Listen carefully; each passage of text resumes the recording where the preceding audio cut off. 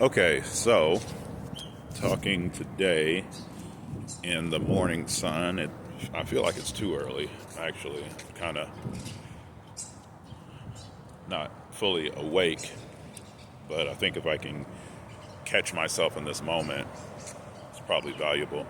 So this moment is speaking to me about situations, about relationships, and my birthday is coming up. I'm almost 46 years old, so I guess in essence I'm too old for this shit. So what I'm thinking about, or what I'm listening to, and what I'm receiving from listening and thinking is a building up, a creation process, a development of awareness. And I guess some people, they call it thick skin, right? So you build thick skin by having adversity and problems and issues with people. And so the reality is that whenever you have people in your life, I'm just going to go straight to it, like who backstabs you, like the song is in my mind, right? Smiling in the face all the time, they want to take your place, backstabbing. See, things like that, songs like that, stories like that come up that are timeless. They're timeless and they last forever because they have so much truth embedded in them. They're not the only truth, and sometimes people love you so much and they envy you, and that's why they hate on you. And other times they're just afraid of you. They don't understand you. They don't understand themselves first, though. So that's the first place to always recognize that any conflict is coming. It's coming from the self. It's the self's problem. It's not somebody else's problem or somebody else's fault or somebody else's doing. It's always about the self.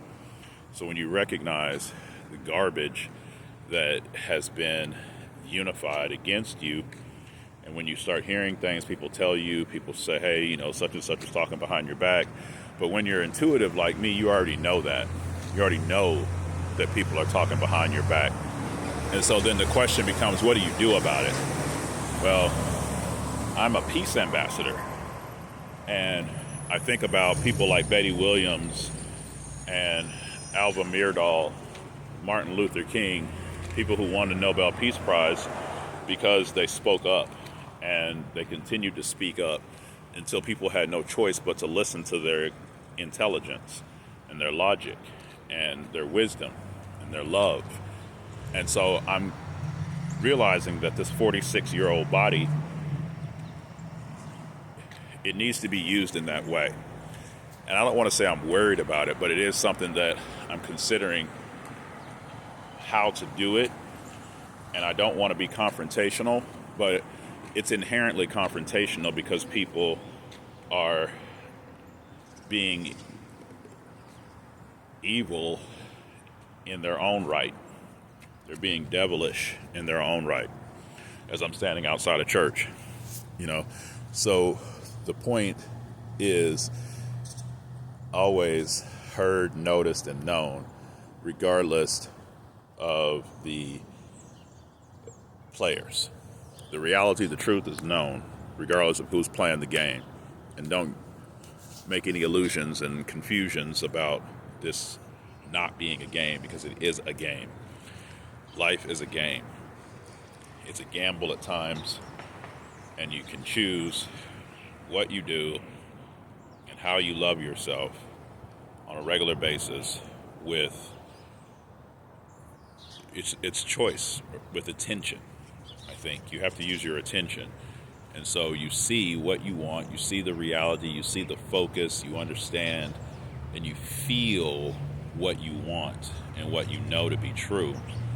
And then people will come along and they will interact with you, and whatever you're doing in this greater whole reality, this focal point of the consistency of the nature of being, when somebody enters into that experience in a moment, in what we call a moment, when we create moments together, when we stop time and start time, we say this is a time frame, this means something, like my birthday, like my age, like my body. When we come into that form of thinking that there is a stopping and a starting, and we call that a moment, or we call that a time frame, or we say that this is happening when the cognitive consciousness, the consciously aware part of the self starts doing things like that, starts acting out and living, then you recognize that this is the thing that they call learning. So you're deeply embedded in this experience, and you're confused oftentimes about your power and about where the direction, where the truth, where the power is actually coming from.